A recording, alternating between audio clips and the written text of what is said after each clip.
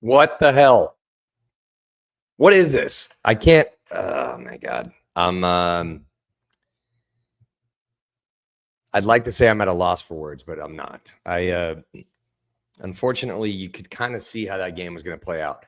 It was a marathon. Both teams were just going back and forth, right? And it's exciting. It's a really fun game to watch. But we're watching the defending Stanley Cup champions against us, right? And we are a young team. We're an injured team. We're banged up.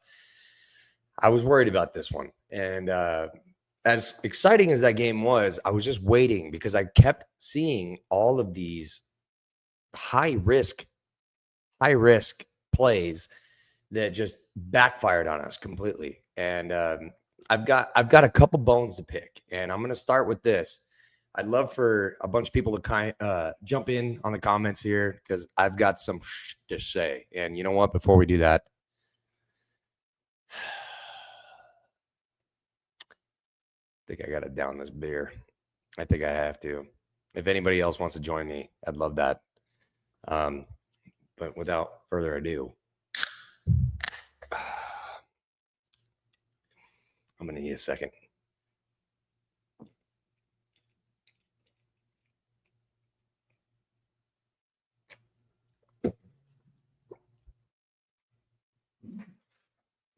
I didn't want to burp in the microphone. Round 2, fight. All right. Now, I think I'm prepared to talk about this game. And guys, I just want to start out by saying that I'm just not that comfortable right now where we're at. I know we're still in the thick of it. I got to just quickly check the updated standings here. Oh my God, guys, I'm so sorry. That was a bad idea. I should have chugged it before.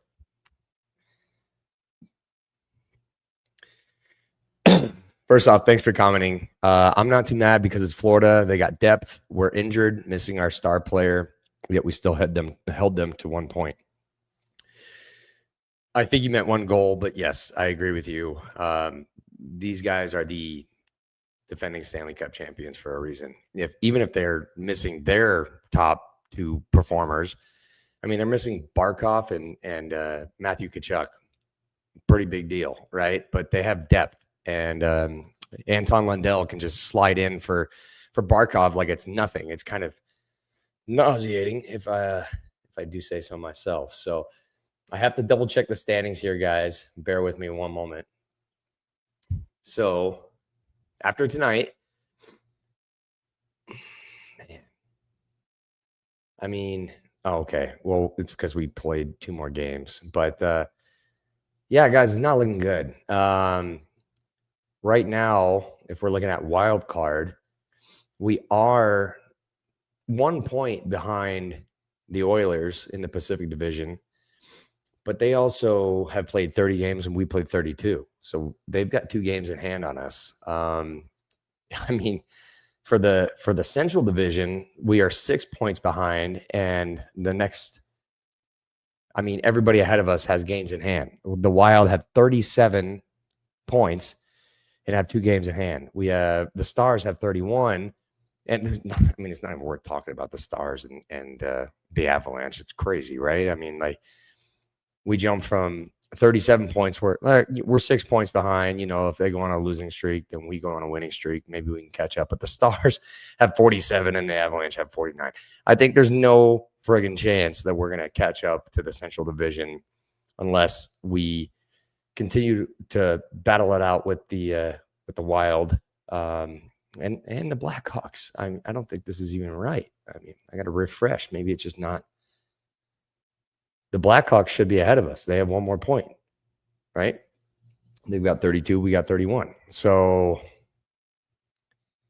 yeah, it's not looking good, guys. We have to battle it out with the Blackhawks and the Wild. And then if we're looking at the Pacific Division, we're a couple points behind the Kings, which is nothing crazy. We're 4 points behind the Kings. But they have 3 games in hand on us, and the Oilers have 2 games in hand on us, and they have 1 more point than us. So I I've got a lot to say tonight, and I'm glad you're here. Say your piece. Having the third line in during that faceoff that allowed the goal was ridiculous. Coach has to go. Thank you for bringing this up, guys. As a friend of the team and someone that doesn't want to overstep any boundaries here, I think it's time. I mean, if you listen to our last podcast, we were kind of flirting with the idea with DeBoer, right? DeBoer is say what you will about him. I know he's controversial at times, but if you look at his track record, he brings teams to the Stanley Cup Finals. If he wins them, that's a different story, but he brings teams to deep playoff runs. I'm not really understanding the true infatuation with holding on to a coach that's generally has a losing record. Now, to Trent's point, his trajectory is going upward, right? Every year he improves. His coaching improves, or his teams that he's coaching improves. So I get that. I understand that there's a little bit of loyalty factor there, and saying that, if he was going backwards, it's a little different, right? He is going forward, but this year it's a make or break, right? I think, golly, chugging that beer was not the move. I'll tell you that for free.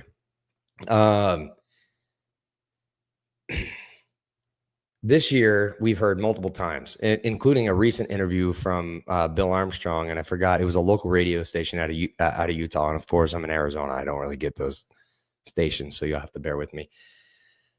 It was reiterated that it was a make or break playoffs, like playoffs or bust. I'm sorry, that's what I was going for. And right now, in approaching mid-December, pivotal time right now to gain points, because not a lot of teams are making moves. This is when you're going to start seeing the heavy hitters start making some additions. And I'm looking at Ryan O'Reilly, and I'm looking at Steven Stamkos. I'm looking at name a player like Kyrou off of St. Louis. I'm looking at a lot of different players from Nazem Kadri, right? These players are going to start going off the boards, and they're going to start going off the boards to teams that we're competing against. And if we don't make a move right now,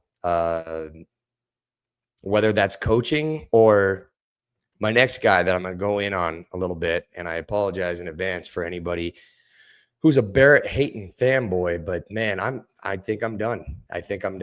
Barrett Hayton had so many soft plays tonight. So I was watching him.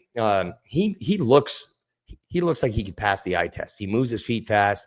He goes to the dirty area of the ice. But there was multiple times. So I challenged myself tonight to watch Barrett Hayton shift by shift and just watch to see what he does well, and watch to see what areas of improvement, right? The Barrett Hayton of past used to just bowl guys over. He was like a bull in a china shop, which I think he started to realize that he's never going to be the offensive player that he was projected to be in the NHL. So he had to adapt his game a little bit. He's got the speed. He's got the shot. He started to develop this like prick mentality where he would just run guys over and go, excuse me, bombard the net and piss off the goalies and piss off the other team. Tonight, I saw him stop up multiple times when there was a puck battle, right? I think there was 3 minutes and 50 seconds left in the game. And I don't know why that stuck with me, because I was sitting there, I was like, I got to bring this up. And I wish I had something or the ability to replay that moment from the game. But there was a battle. There was a loose puck in the defensive end, and there was a Panther that was racing to the puck, and Barrett Hayton was racing to the puck. And in my heart, I was thinking, like, yes, just mow him over, dude. Just bulldoze him and win this puck battle and get the puck out of the zone. And he stopped up to prevent getting hit. And there was a weak pass to the center ice, and it didn't amount to anything. But that's when I realized, like, this guy is not the same guy that I've had the hopes he would be, I guess is what I was trying to say. Let the sorry, let the burp rip if that's okay. All right, here we go. I did try to pretend that I chugged that whole thing last time, but I didn't. I couldn't. I was too much of a puss. It was I want to pay homage to some of the comments here. Money Puck gives us a 41 chance of making the playoffs. 41% chance. I'm not comfortable with that number. That's sub 50. I don't like that at all. That's just, and I'm assuming that you agree with me there. There it is, guys. What are we doing? We need to address the gaping holes that we have in our lineup. Logan Cooley is out indefinitely. I know a lot of you are new to hockey. I'm not, unfortunately. I love being a hockey fan, don't get me wrong, but unfortunately, I've been a Coyotes fan for a long time. Indefinitely is not a word you want to hear. That's basically the team saying we are not trying to give up too much information, but we're not going to show our complete hand here until later on. And there's a good chance that he misses a good chunk of the rest of the season, if not the rest of the season. And I just based off that play, it was ugly. I mean, his leg went backwards, guys. Let's think about that. That's just not something you recover from easily. And I hope for our sake and his sake that it was like a tib and fib fracture versus knee damage. Structural damage to the knee is really hard to overcome. But it was like right in that sweet spot, right underneath the bulb of the knee pad. Anybody that plays hockey knows how big that bulb is, right around the knee. And then right in between there and the rest of the shin pad, that's kind of where it looked like there was the flexibility there, and there should not be flexibility there. I don't care how much yoga these guys do. Your leg's not supposed to bend that way. He kind of looked like a toy at the bottom of a toy box when you're digging through some stuff and you got a G.I. Joe and then you see the legs all backwards. That's kind of, if you watch that in slow motion, that's kind of what it looked like to me, and that's not a good sign. So I digress. I'm a little agitated, guys, so I apologize if I'm all over the board here. I was expecting this to be a much happier stream than it is right now, but mammoth gonna mammoth, I guess. And I don't want that to become a thing, but it just seems to be becoming a thing. And the only way to prevent that, excuse me, this is gonna be ugly. Tobacco is a nasty habit. Don't get into it, guys. The only way to prevent that is to make a change. And it's not too late to make a change. Like, the year that the St. Louis Blues won a Stanley Cup, I think they were bottom of the standings, like last in the league standings, I think in November. And they came back after hiring Craig Berube, now Toronto's head coach, and they won the Stanley Cup. At this point, I've run out of excuses for our head coach. I have. And I don't know if you guys agree with me. I'm going to hit the chat here again. Let's see. I'm sad to say I'm losing faith in our playoff chances this year. I still love following the team, but it feels like we're so far away from being a team of bring a team of consequence. I appreciate your coverage. Sorry. I'm with you. I'm like, I don't know if me not being able to read right or if there was something that I was just not understanding there, but I agree with you. The playoff chances are fading quickly. And I think it's kind of written on the wall that if we don't do something in the next couple of weeks, guys, it's only going to get worse from here. There just aren't enough options to replace Bear midseason. And I agree with that. Now, there's an argument to be made that interim coaches do kind of rattle a team to their core, right? Like where, I hate to say it, but I don't trust any of our associate coaches to take over the realm here. But say we did, and we promoted one of our associate coaches for the rest of the season. It kind of looks like you're throwing in the towel there. I don't think that that's what the Mammoth want to do this year. But I do think a change needs to be made. And I think Corey said it best on our last podcast that Andre Turney is owed at least one trade. He has been, for the most part,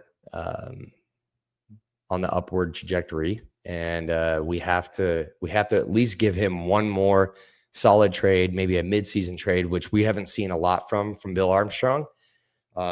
Actually, I don't remember, besides the Olimata trade, the last significant trade that we've made mid-season. It's all been off-season. So I think he is owed a trade, and maybe that's shipping out Barrett Hayton.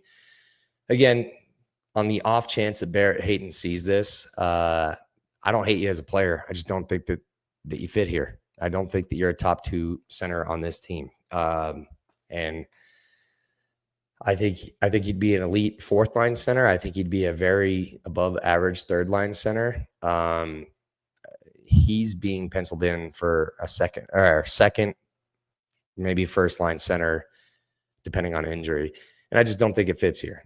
We need more depth down the middle, and I'm thinking Ryan O'Reilly. I'm thinking Kadri, but I feel like someone's going to beat us at the punch there. All right, let's go back to the chat here. Yeah, Chaika era folks are I really feel like they should be the first folks to go. Yep. Barrett Hayton is one of the few remaining players from the Chaika era. Now, I was a big advocate. I'm not going to go down memory road here because a lot of people that are currently following this team do not care.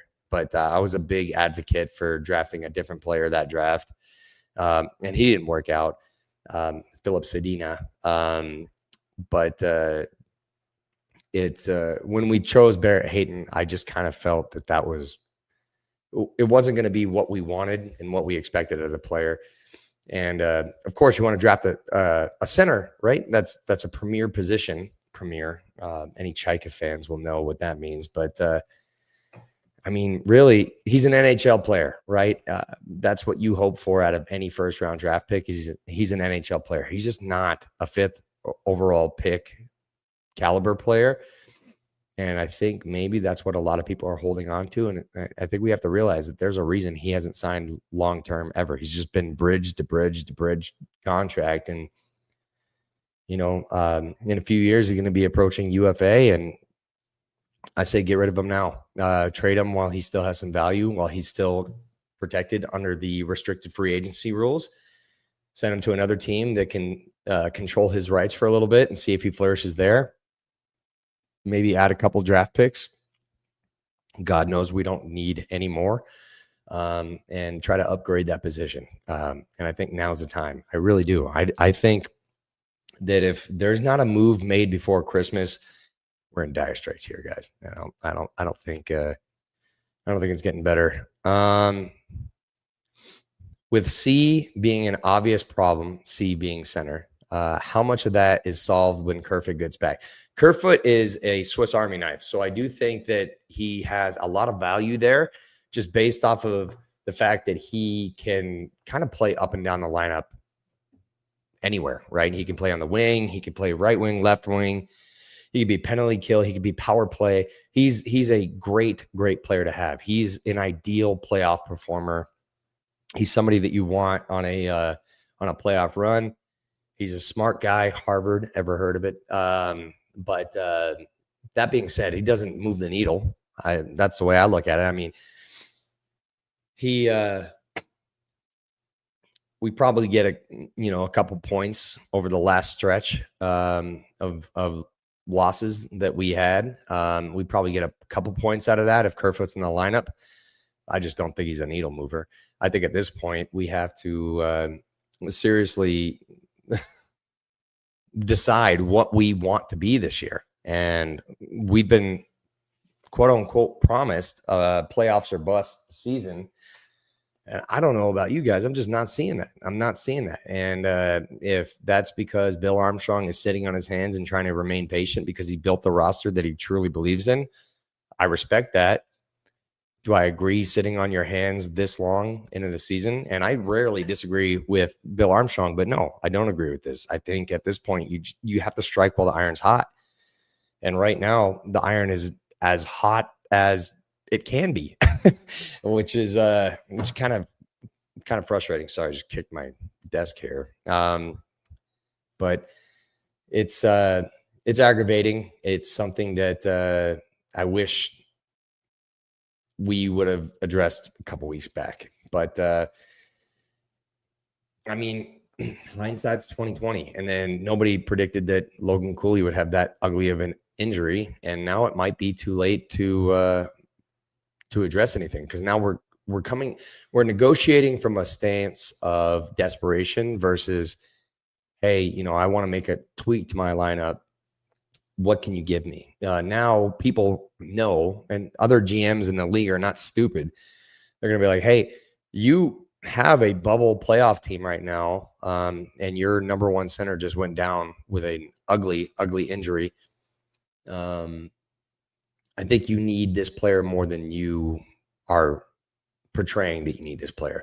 Versus if we would have addressed this a week ago, it would have just looked like that we were adding to a roster that we believe in. And now I just feel like we're going to be kind of looked at as a team where you could comfortably start your backup goalie against us and give your main goalie a rest, and you have a pretty good chance of winning the game. And that's really, really unfortunate. That's where the Coyotes were for a long time, and Andre Tourigny was a Coyotes coach for a long time. And I just think that we need to start calling a spade a spade.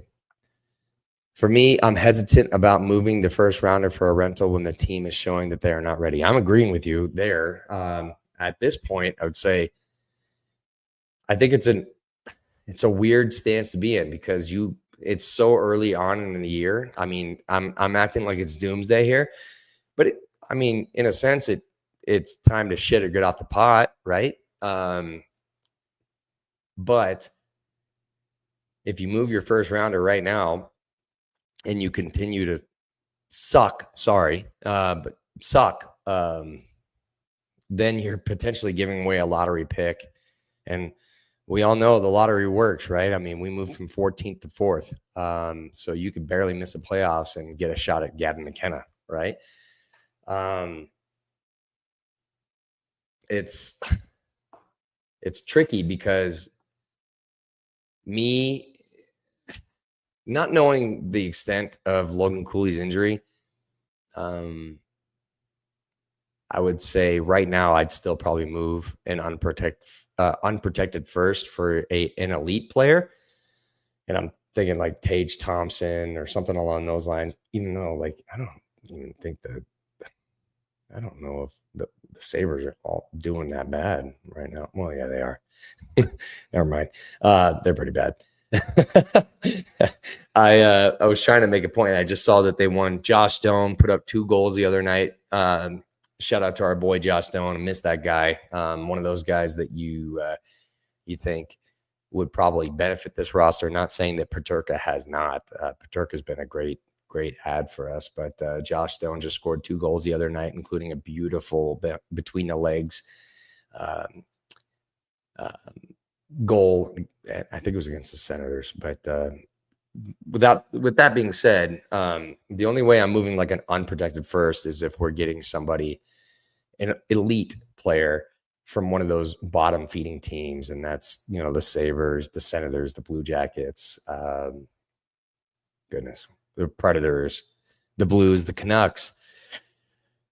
Although I don't really like anybody on the Canucks. I'm not a big Elias Pettersson fan anymore. I would probably donate one of my unmentionables for Nazem Kadri at this moment. I know a lot of people think he's over the hill, but the guy is he's a shit disturber, and he's a playoff performer, and he's proven to I don't want to say he's a proven playoff performer, because in his Toronto Maple Leafs days, he was like suspended every other game, but that's kind of nastiness we need right now. I don't know if you guys saw it tonight, but we were kind of going back and forth, punch for punch.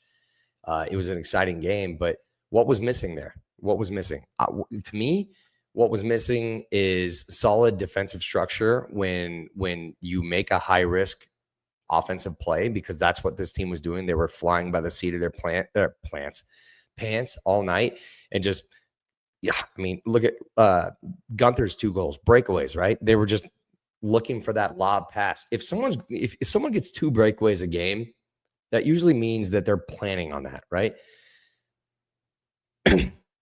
When that happens, you are legitimately looking for someone to not be covering their man in the defensive zone as well as they could be, because they're cherry picking and they're looking for a goal. And there's a time and a place for that, for sure. But why did that happen twice tonight? Why were we not playing a more defensive minded game tonight against the Stanley Cup friggin' champions?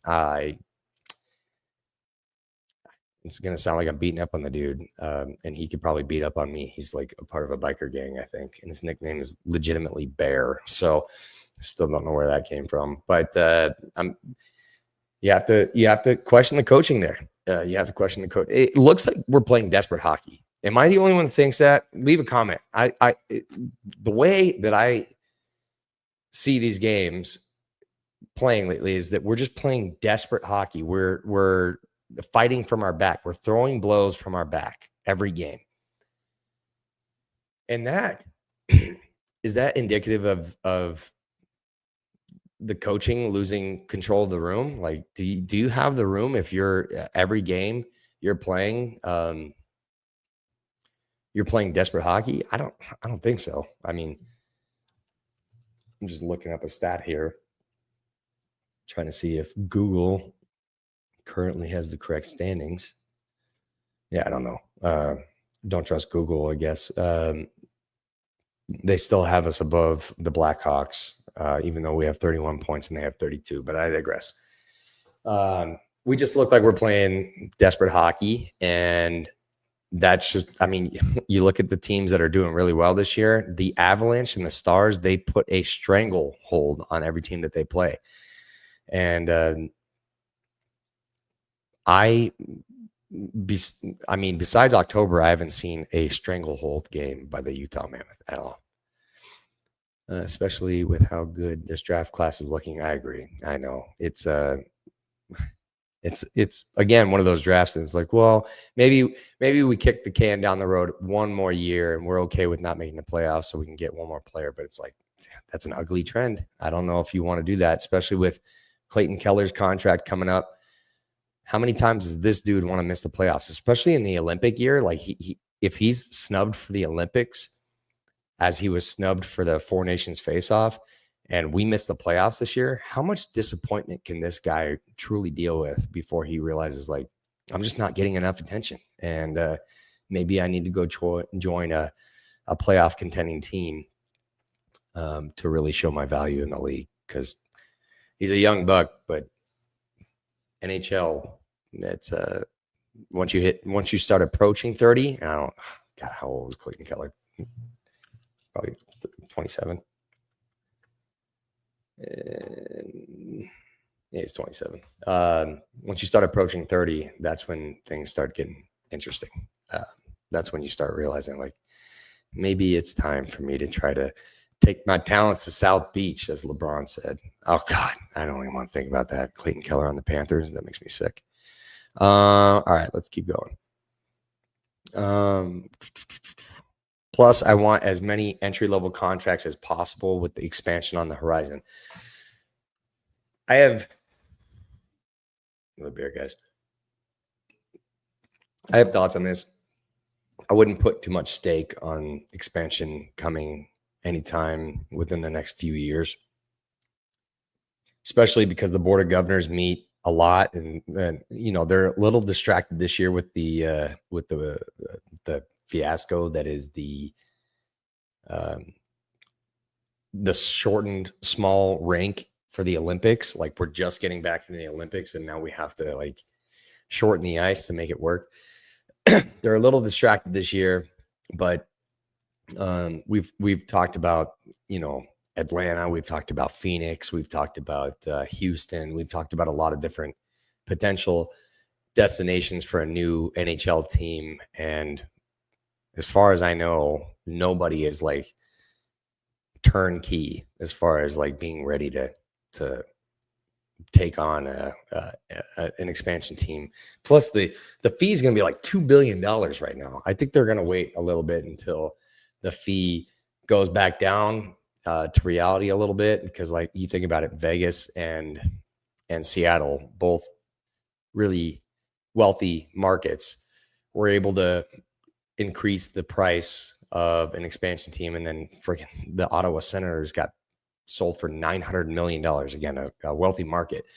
But still, I don't anticipate expansion being. I guess I don't want to say I don't anticipate that. I'm not a mind reader. I don't know what's going on. I wouldn't make any roster decisions based off of that right now. I think there's a time and a place for it. I don't think it's right now. What are the chances that Turney doesn't finish the season at this point? Isn't it all on him? Utah has a playoffs roster, but it ain't happening on his watch. I would say he's coming up on a contract, right? This is his last year of his contract. I would say if it's clear that the team is not going to make the playoffs, I don't think they're going to fire him. I think if we continue down this path that we're doing, or we're heading down right now, and by mid-January, if we're still on the outside looking in, especially if we're significantly on the outside looking in, I don't think they make a change this year. I think they just ride it out and say, it's like a kind of like a, hey, thank you for everything, but we're gonna explore other options. I would say that if we continue to win 2 games, lose 3, win 3 games, lose 2, and we still remain in the thick of it, that's a more realistic possibility for a coaching change, even though that does seem kind of counterproductive. I would say that if Bill Armstrong believes that this team does have a chance, the first thing he's going to do is he's going to make a significant trade. We've been talked about in many different rumor mills about being a team to watch out for big game. Another burp. Big game hunting. And I could still see that. I mean, it's early yet. We haven't even reached the roster freeze, and that's one of the main deadlines, I would say, like deadline spring action, right? And deadlines typically do bring some roster moves, personnel moves, whether that's firing a coach or acquiring a player, or trading somebody that you just don't believe is going to be an asset to your team anymore. That's why the trade deadline is traditionally a pretty busy time. These general managers could have done these moves at any time, but then decide to wait for one day on the calendar year to make moves. And it's just because, again, deadline spring action. So the roster freeze, that's a significant one, because NHL players are given a little bit of time off for the holidays, and nobody wants to be traded right before Christmas. That just sucks. So I would say that there's a better chance right now that we see a big trade if we continue this path that we're on, than seeing Turney fired. And if we do make a big trade, that's indicative that Bill Armstrong believes in the roster, and if we still with that big trade kind of tread water, I think that's when we see Turney getting relieved of his duties. I was at the game and knew that Florida would find a way to win, period. And this is a Florida team that's only above Buffalo in the East and missing a ton of players. Yep. I mean, there's just not one thing that the Coyotes of the past used to do is they would play down to their competition. Now, I'm not saying that Florida's a bad team. Obviously, we can't really say that about them. But they certainly are injury riddled. And this, I would say, would be a scheduled win. You have to look at this team and say, hey, we know you're the Stanley Cup final, or you're the Stanley Cup champion, but you're injury riddled, and we have some injuries on our side as well, but we're going to take advantage of you, and we're going to make this happen. And for a little bit of that game, it felt good. And then all of a sudden we were down 3-1, and now you're fighting from your back again. That's just, again, that's being complacent. That's taking your foot off the gas pedal, and that falls on the players, but that mainly falls, if we're talking about the head of the snake, on the coach. Your job as a coach is to make sure your teams don't get comfortable and they don't get complacent, and they just continue to fight fire with fire. Hey, bro, can you leave some girls for the right? Don't trust me, man. The only girls I have are my dogs and my wife.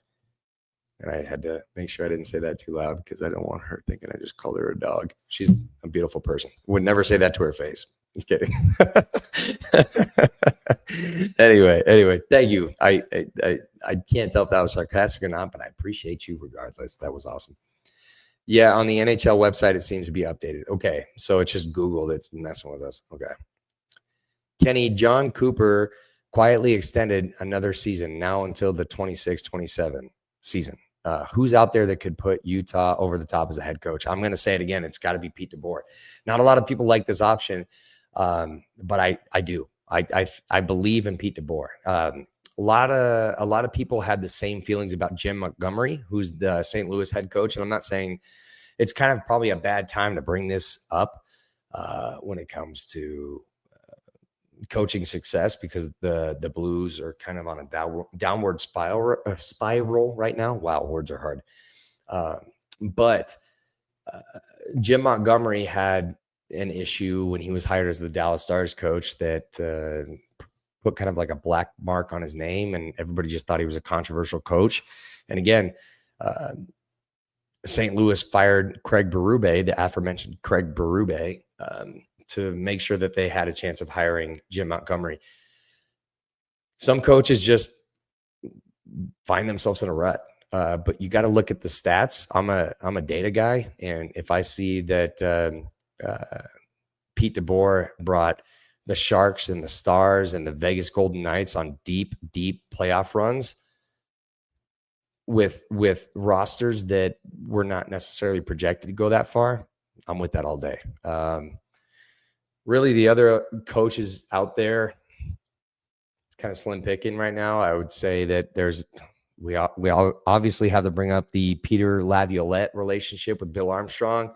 Peter Laviolette gave Bill Armstrong his first job. Peter Laviolette has won a couple Stanley Cups. I think, for sure one in Carolina. Maybe he hasn't won more than one, but he's also taken teams on deep playoff runs. But I just don't like the way he coaches. He's more of a veteran favorite guy, and we just don't have a ton of veterans. So that's a tricky question. Ulical. I don't know if there's anybody available right now that would move the needle much more than Pete DeBoer would. Yeah, the Cooley injury shows how much we need Denoyer to develop quickly. Do you think there's any possibility of the fourth overall having changed plans for BA with Ducey? If you're talking about us drafting Denoyer to fill in as a top 6 center, or essentially a top 2 center, I don't think so. I think he's got to develop. He's still probably gonna. He might be one of those guys that's the. God, I'm forgetting the name of the rule right now, but there's going to be like an exception, right, where you have a couple prospects that are under the age of eligibility to play in the AHL. But it sounds like each team is going to at least have one, if not 2 prospects that they can grant exceptional status to play in the AHL, so they can be a part of a more development league versus just dominating the league that they're in, which Caleb Denoyer, if he stays another year there, it's probably, I don't know. It's definitely, I don't want to say it's counterproductive. He's still going to put up a lot of points and gain a lot of confidence, but that's someone that you need, especially if you want him to slot into a first or second line center role, that you need him to be playing against men. Oh, my buddy. On the bright side, it's almost World Juniors time. Yes, if you know anything about Trent, this guy loves the World Juniors. I remember talking to Trent years ago on the website HF Boards when Jacob Markstrom was playing on Team Sweden. This must have been like 2008 or 2009. And he was talking about how incredible of a goalie Jacob Markstrom would be. And then he's right. He's always right. I mean, it's crazy. Like Jacob Markstrom didn't really have the immediate success that we all thought he would, but I mean, he's a starting goaltender and just signed a big ticket in New Jersey not too long ago. So it's one of those things that the World Juniors are a really fun tournament to watch. If you are just getting into hockey or brand new to hockey, if the Utah Mammoth are your first introduction to hockey, make sure you find a way to watch the World Juniors because it's like a mini Olympics, except for 18-year-olds. It's crazy. And these guys are all hungry to fight and make sure that they are seen by every scout that's possibly there on the biggest scale. And that's the World Juniors. So I'm excited for it too, buddy. It's good to hear from you. Talk about cheeks. Oh my God. I love that nickname. That is probably the best nickname. Okay, so bear with me. It is after dark, so I'm going to tell you one other hockey nickname that I'm not going to get into one because it's a little gruesome, but I'll talk about one that's familiar to the Coyotes. And so obviously, if you listen to Spit and Chicklets at all, you're probably familiar with Keith Yandel. If you've been a hockey fan for a while, you're familiar with Keith Yandel. Keith Yandel was an original Coyotes draft pick and ended up being a premier defenseman. And his nickname was Jelly, and nobody knew why. And turns out somebody spilled the beans or someone figured it out. Someone definitely smarter than I would. I'm sorry. That his initials are KY. So KY Jelly. I love that. So Cheeks is probably one of my all-time favorite just based off of his name and the fact that he just wears it so proudly. I love that. What is he doing well and what does he need to improve? I think right now Cheeks is doing well. I mean, he doesn't stand out negatively. It's kind of exactly what I expected of him. I didn't expect him to come in and light it up, but I expected him to learn how to operate his big frame against the best players in the world. And he's getting chances. He's using his speed. It's the first time that I've actually seen his speed burst. He's pretty impressive. I didn't realize, like everybody says, oh, well, he's a great skater for his size, but he's truly a great skater. And so we do have a diamond in the rough there, I believe. It's also one of those guys that could be just like boom or bust, just based off of his size. But I think he's a pretty safe bet to at least reach his floor potential. And I think most of us would agree that even if he's a second line sniper, that's exactly what you need. That's a guy that you want in the playoffs. So right now, I'm not going to be too hard on Cheeks. I'm sorry. As that was coming out of my mouth, I realized it kind of sounded inappropriate. But anyway, that being said, I think he looks great. I think he needs a little bit more time up here. And I would like to see Simashev back up here as well, especially if we're in this like weird purgatory. I think Denoyer may head to the NCAA next season. He's held off on the ELC for a reason. That's so true. And we actually talked about this. I'd like to see him in the NCAA. If he's not one of those exception players that goes straight to the AHL, I'd like to see him go to the NCAA and make a mark. I think there was even rumors last offseason, I guess just a few months ago, that he was considering a transition to the NCAA. But I think just for his own development path, I think if he doesn't go to the AHL, going to the NCAA makes a ton of sense. And that's probably the reason why he has held off for an entry-level contract, which is a great point. Great point. And I hate to compliment Trent, but he makes some good points. Excited for Hoke and Snechka? Golly. Snechika. I don't know. Someone's going to butcher, or I just butchered it. Someone's going to butcher me for butchering that. On the Czech team, Shame Harabel is over the age limit than the 3 guys that should be on Team Canada. Yeah, I'm excited to watch that too. I'm still, anytime that I read Harabel or think about that guy, it kind of scares the shit out of me because I still have no idea what this guy, our most promising goalie prospect in the pipeline, is going to do. I just don't want to get burned by this guy. But yeah, I'm excited to watch our players in the World Juniors because that's, again, it's the biggest stage for that age group. So I guess so that's the end of my comments here. Keep them coming because I still have a little bit more to say, but and I appreciate everybody joining in. I mean, it's kind of lonely when I'm just sitting here. I have a new office set up, by the way.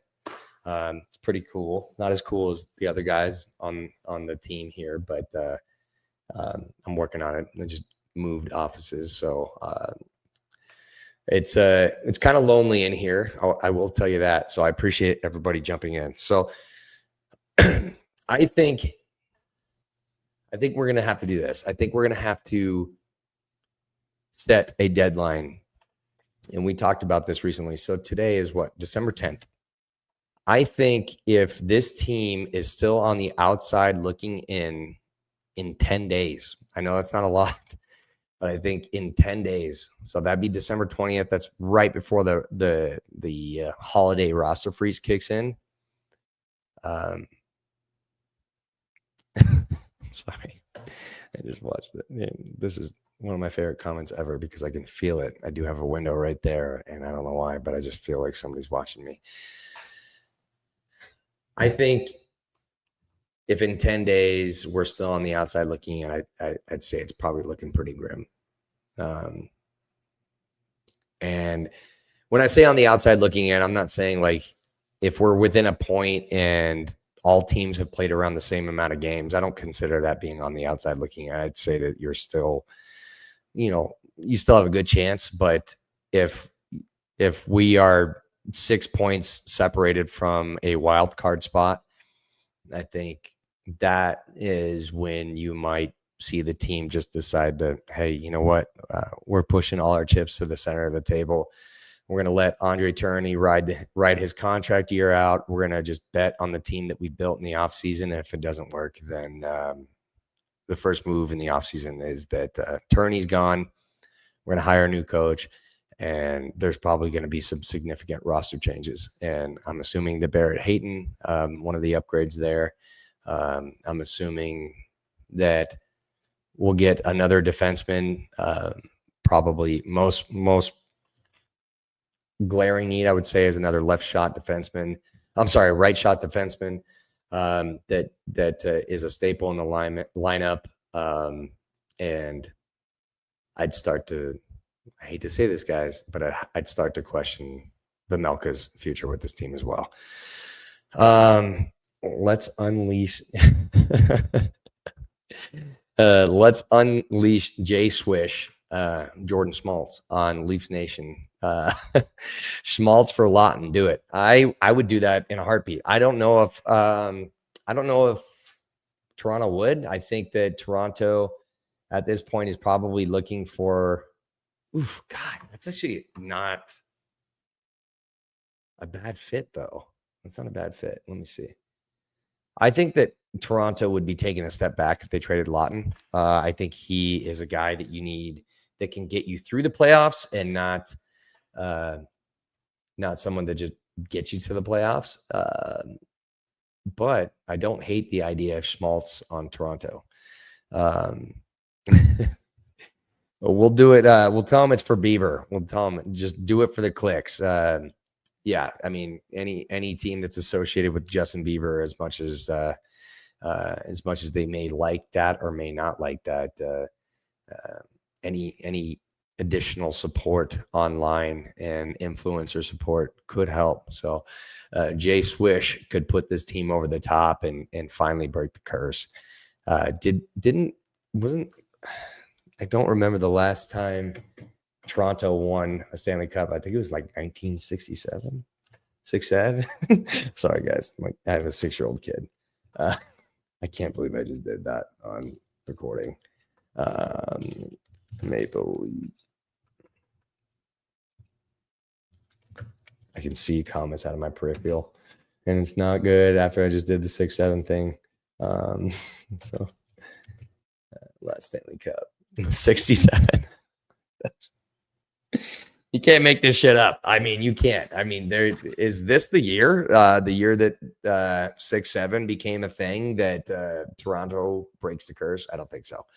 But anyway, yeah, I like Trent's idea there. I'd like to add somebody that you can plug anywhere in the lineup that can be a son of a bitch to play against, and we don't need all this high-flying offense that we're seeing from everybody. Like, I love Michael Carcone, but you see it because every time you watch him play, like, this guy can make a scoring chance out of nothing. But there's a reason why he said he wasn't going to sign with the Mammoth and then went and tested the market and ended up signing back with the Mammoth because nobody bid on him. It's because he's a high-flying offensive guy, and it's just not a guy that you can trust that you're going to be able to win with on a regular basis. So we have a lot of guys like that. We do. I mean, like, I'm obviously not talking down on Dylan Guenther or Logan Cooley or Nick Schmaltz or anything, because they do what they do very well. I just think you need a better mix.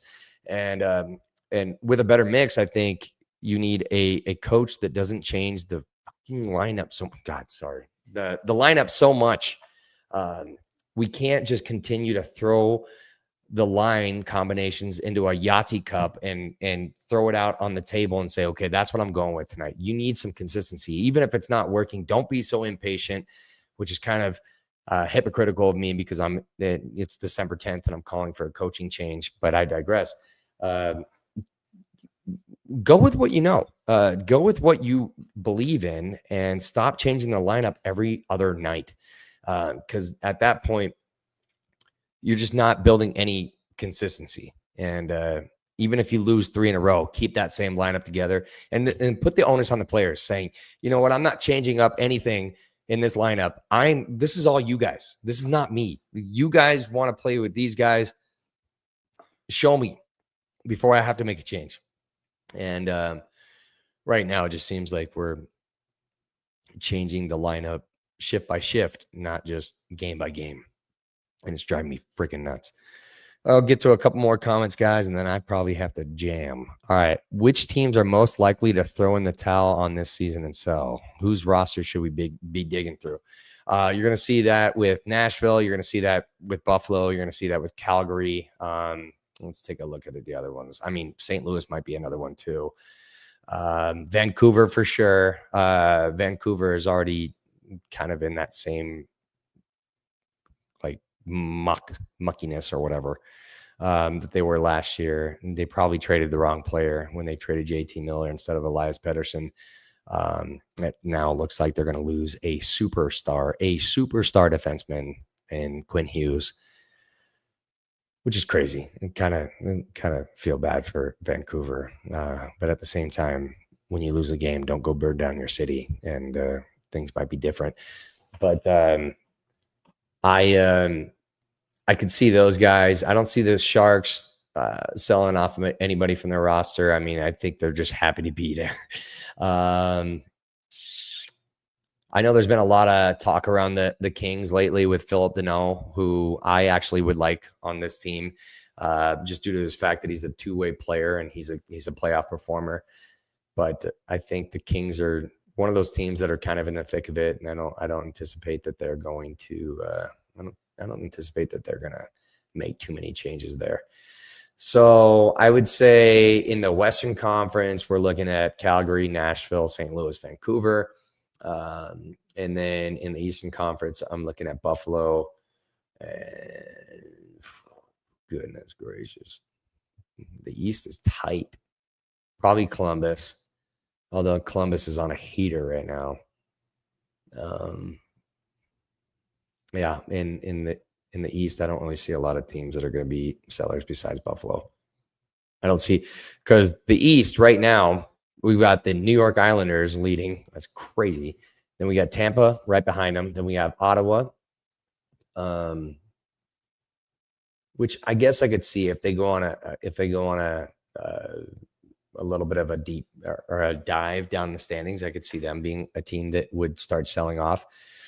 Capitals, I don't think any time that you have Ovechkin on the team and you've got Tom Wilson vying for the Canadian Olympic team, I don't see either I don't see the Capitals selling off anything while those guys are still there. Columbus, I could see. New York Rangers, I could potentially see.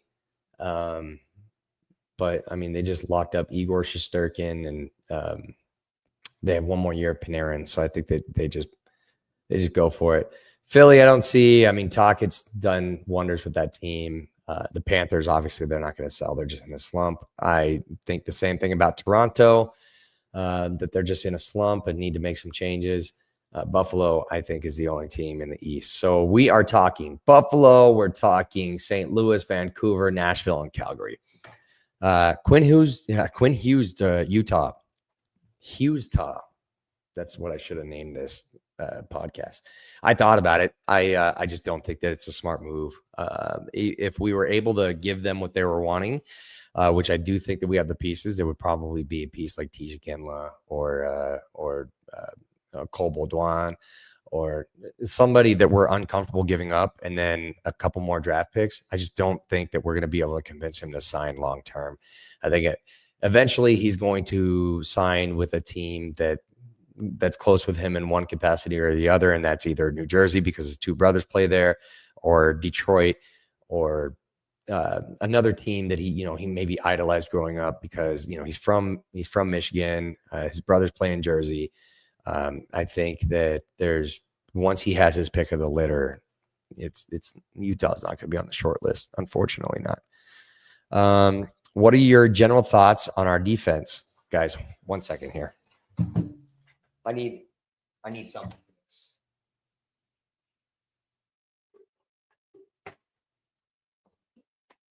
Start talking about defense. I need beer for this. Our defense, I'm woefully disappointed. I'm going to say something that not a lot of people are going to like. I think this team could survive without Sean Durzi. I do.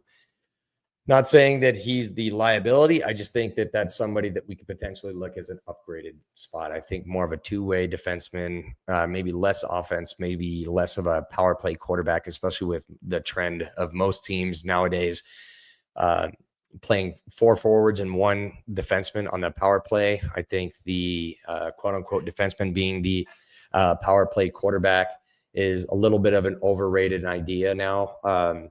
I think that we need more two-way defense on our team. I think Nate Schmidt, he tries hard, and I'm going to just stop there. I'm not wearing a Schmidt jersey. This is my number in hockey. Just happens to have my last name on it.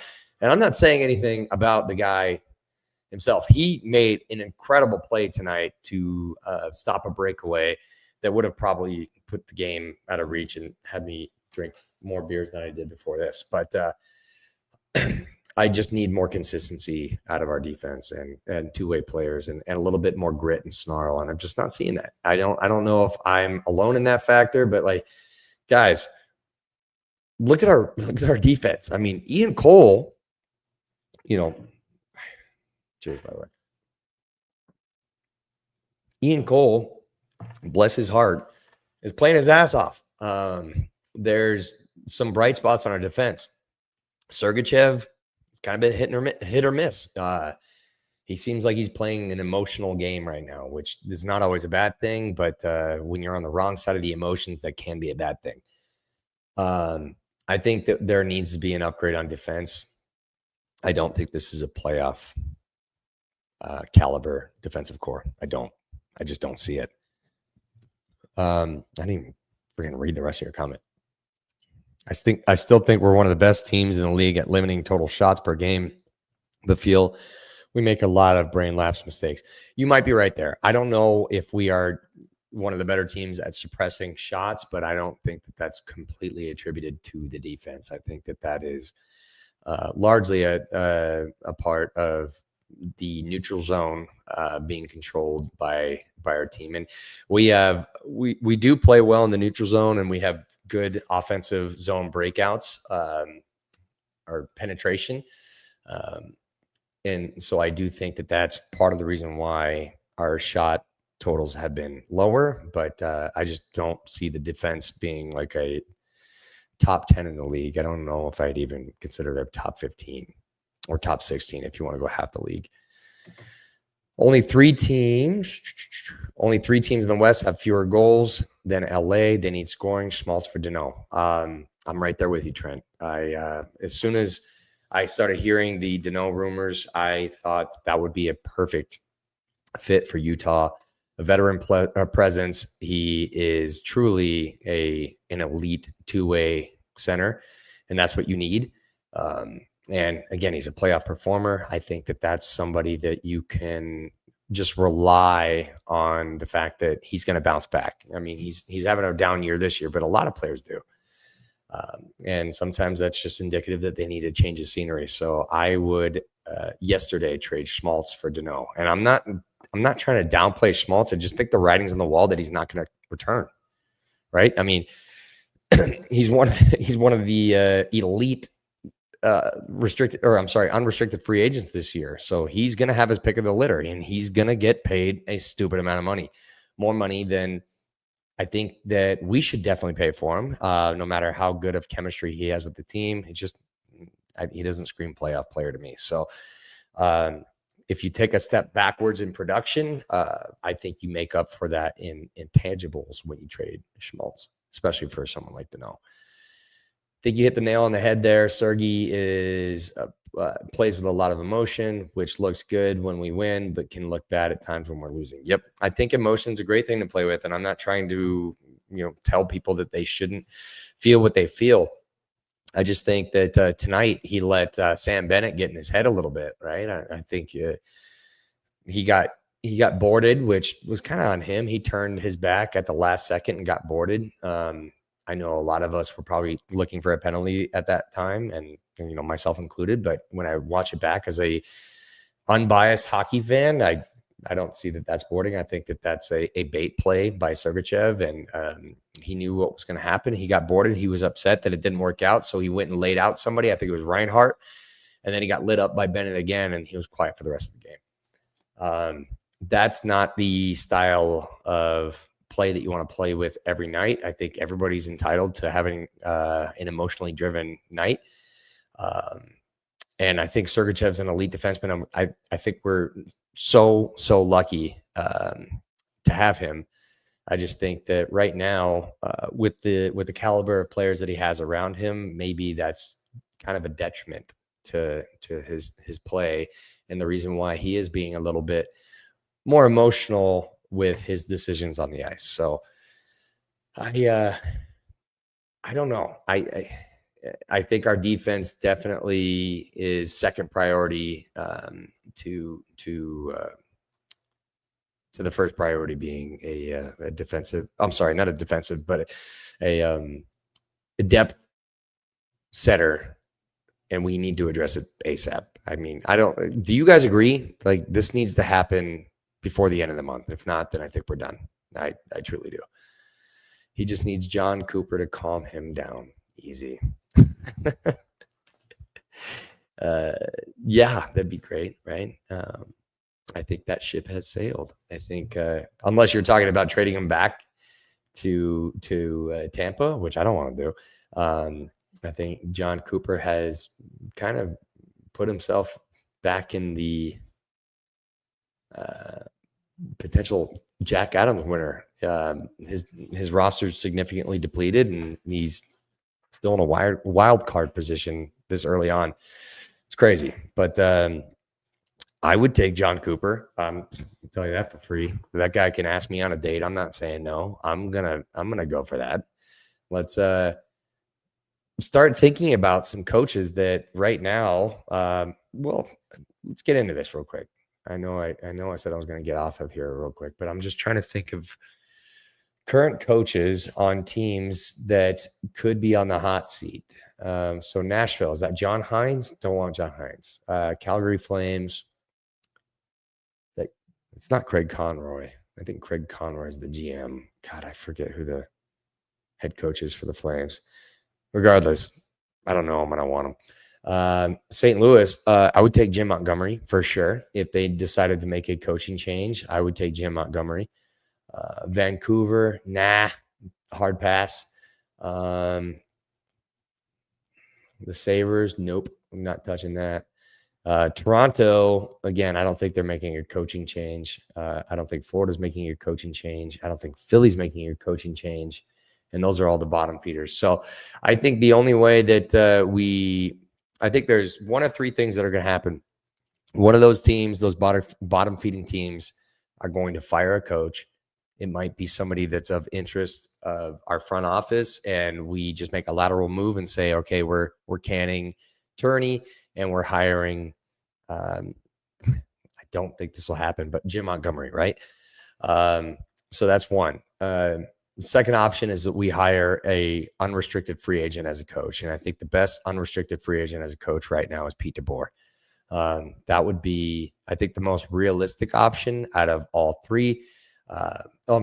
Out of the two that I've mentioned so far, I think the most realistic option is that Turney plays out the remainder of his contract and that he's not back next year. Ryan Huska for Calgary, that's right. Again, hard pass. Sorry. I just don't really. He's not a guy I would can Turney for and just be like, you know what? I believe in you, Huska. Maybe somebody else sees something that I don't. Obviously, Calgary does, but I just think that that's a lateral move that doesn't seem to benefit anybody, especially with Calgary being at the bottom of the rankings in the West. So don't forget the connection between BA and Laviolette. So we actually talked about this a little bit earlier, and I do think that it's a strong consideration. I don't think it's a strong possibility. I don't think that with our roster that he's the best fit for that, because he tends to lean on veteran players more, and that's the reason why he's kind of gotten shipped out of all of his jobs. That being said, his track record's pretty impressive. And I know DeBoer has been talked about with like leaning on his veterans more than his youngsters, but you think about the players that he's coached. He's got Miro Heiskanen, Wyatt Johnston, Robertson. Those guys are all putting up or did put up career highs underneath him. So I'm not worried about our youth. Shout out to my cousin Vinny. Youths.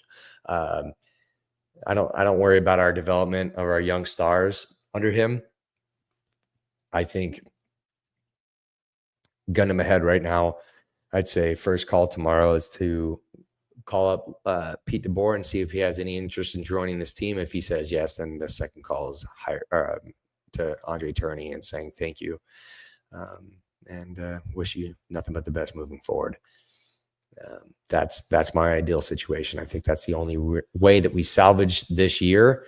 I know, like I said, I think based off of Corey's last comment, last podcast, I think that Turney might be owed a trade. I just don't know if there's a lot of people like willing participants to give up somebody that we need to try to help us climb the standings. It's just, unfortunately, the easiest change to make to a makeup of a roster is to fire the coach, and that's why they don't have long tenures. But if don't tell that to Turney. He's, I think, the fourth longest tenured coach in the league. So with that, I think, guys, we are going to wrap it up. But beforehand, I just want to say thank you, guys. I got a good old-fashioned PBR this time. Guys, I've been talking doom and gloom. And shout out the 3-putt. I know he's a positive guy, and I don't want him thinking, man, 3-putt is a dear member of our Discord. And any time that we post a podcast, I think his first question is it all doom and gloom? Because I don't want to watch it. And I get that. I don't think this is doom and gloom. We still have a lot of games to play, guys. And I'm not saying that I'm like Ken Stradamus here, and I can predict that in 10 days, if we are still on the outside looking in, that we're not going to make the playoffs. I would say the odds would be stacked against us for sure. And my personal opinion is that we need to address it before the end of the month and before the roster freeze. So, but excuse me, wow, which just sitting here burping in your guys' ear. That's crazy. At the beginning of the year, the next 3 games would have made me feel really good against the Kraken, against the Penguins, and against the Bruins. But all 3 teams are playing above average. So I think we need 4 out of 6 points there. If truthfully, if I have any hope for the remainder of the season, I think out of the next 3 games, we needed to win 2 of them and maybe secure a point in the 3rd one. If not, then I'm starting to get a little bit of a icky feeling. Not exactly getting the warm and fuzzies about everything, guys. So, but with that, again, I appreciate you guys. I talked your ear off for an hour and 11 minutes. And I appreciate you guys. I know this was kind of a different mood than we were all expecting when we talked about doing a live stream after the game. But I know we learn a lot from you guys in the Discord and the comments, and we'd love to hear more feedback from you guys on these videos, because every comment that you leave, whether that be in the Clean Hits Discord or on these YouTube channels, we talk about them. We read every single one of them, and we analyze it. And I think that's something that truly helps us. So we do appreciate every single one of you guys. Give us a search on Clean Hits Hockey on Discord. I'm trying to find the actual link. I should know this, but I'm just blanking on it right now. I'll post it in the comments. So give us a follow in the Discord. Hit there. Leave us a like, comment. Obviously, if you can share this, that'd be great. Anything that we can do to build our community and just reach more people, so we have more hockey people that we can chat with and get into these live streams, that would be super, super beneficial and very appreciated, because that's what we do here. We're nothing special. We're just four dorks that like to talk hockey with you guys. So thank you to the Clean Hits community. And without further ado, I'm going to try to chug the rest of this beer. I can't do it, guys. I'm sorry. I need to eat something. Everything hurts. I'm sad. All right, guys. Peace. We're running the game now. Foot on the gas, can slow down. No, my team, we holding it down. We know we running it now. Watch the game change. Watch the game change. Watch the game change.